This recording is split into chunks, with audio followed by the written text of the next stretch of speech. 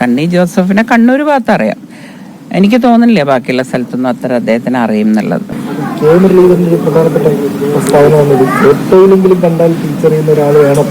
അല്ല, അത് ശരിയാ അദ്ദേഹം പറഞ്ഞ. കാരണം എന്നോട് തന്നെ മലബാറിലുള്ള കുറെ ആളുകൾ വിളിച്ചു ചോദിച്ചു, ഇതാരാ ചേച്ചി ഇങ്ങനെ കണ്ടിട്ടില്ലല്ലോ ഞങ്ങളെന്ന്. ഞാൻ പറഞ്ഞില്ല, ആ ഭാഗത്ത് ചോദിച്ചാൽ അറിയാം, ഞങ്ങൾ അവിടെ പോയി ചോദിച്ചാൽ മതി എന്ന് പറഞ്ഞു. അപ്പൊ അത്രയും അറിയാത്ത ഒരാൾ വരുന്നതിനെ പറ്റി പറഞ്ഞത് വളരെ ശരിയാന്ന് എനിക്ക് തോന്നി. അത് എനിക്ക് അനുഭവം, എന്നോട് തന്നെ ചോദിച്ചിട്ടുണ്ട് ആൾക്കാർ. കെ സുധാകരൻ എന്ന് പറയുന്നത് ശക്തനായിട്ടുള്ളൊരു നേതാവ് തന്നെയായിരുന്നു. അതിന് പകരം വെക്കാൻ ഇപ്പൊ ഒരാളെയും ഉണ്ടായിരുന്നു. പക്ഷെ അവരെയൊക്കെ തള്ളിക്കളഞ്ഞ് എന്തുകൊണ്ട് പിന്നെ എല്ലാവരും അദ്ദേഹത്തിന്റെ കഴിവുകൾ തെളിയിക്കട്ടെ. നമുക്കിപ്പോൾ അതിലൊന്നും പറയാനില്ല, പക്ഷെ കാത്തിരുന്ന് കാണാം. BJP അല്ലെങ്കിലും സുഖമായിട്ട് മുന്നോട്ട് പോകാൻ വലിയ ബുദ്ധിമുട്ടൊന്നുമില്ല. കാരണം ഇവരുടെ എങ്ങോട്ടൊക്കെയാണ് പോണേന്ന് എനിക്കറിയാം. ഇതിൽ കഴിവ് എല്ലാവർക്കും കഴിവ് ഇല്ല എന്ന് ഞാൻ പറയുന്നില്ല. അതിൽ 1-2 പേര് കഴിവുള്ളവരുണ്ടാവാം. പക്ഷെ ഇവർ തമ്മിലൊരു യോജിപ്പ് വേണ്ടേ? ഒരാൾ ഇടത്തോട്ട് പോകുമ്പോൾ ഒരാൾ വലത്തോട്ട് പോകും, പിന്നെ തമ്മിലൊരു ചർച്ചയില്ല. ഇത്രയും കാലം മുമ്പ് ഇലക്ഷന് തോറ്റിട്ട് നമ്മൾ പരാതി കൊടുത്തിട്ട് അതിനെപ്പറ്റി ഒരു അന്വേഷണം പോലും ഉണ്ടായിട്ടില്ല.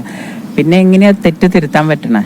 അപ്പൊ പുതിയൊരാൾ വന്നിട്ട് ശരി, സണ്ണി ജോസഫിനെ പോലെ ഒരാൾ വന്നു, പിന്നെ അദ്ദേഹത്തിന്റെ കഴിവ് തെളിയിക്കട്ടെ. എല്ലാവരും പറയണ്ടല്ലോ, പുതിയത് വന്നു, പുതിയ നേതൃത്വം വന്നു.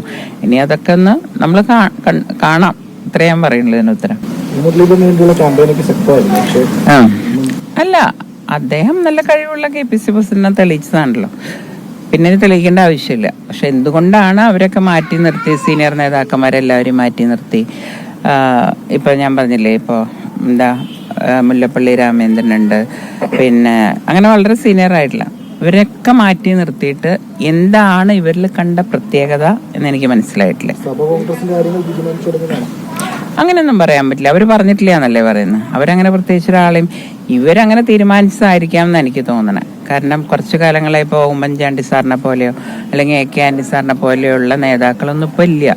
KV തോമസ് എല്ലാവരും പോയല്ലോ. അപ്പോൾ ഒരു ക്രിസ്ത്യൻ പ്രാതിനിധ്യം വേണമെന്ന് ഇവർക്ക് തോന്നിയോണ്ടാണ്. പക്ഷെ ഇപ്പം ജനങ്ങൾ അങ്ങനെയൊന്നും ചിന്തിക്കണ കാലമൊക്കെ മാറി എന്നുള്ളവർ അവരിപ്പോഴും പഴയ കാലത്തിൽ നിൽക്കുക. പുതിയത് അവർ കണ്ടു തുടങ്ങിയിട്ടില്ല. BJPയുടെ വ്യത്യാസം അതാണ്. BJP ജനങ്ങളുടെ മനസ്സറിഞ്ഞിട്ടാണ് ആൾക്കാർ വെക്കുന്നത്.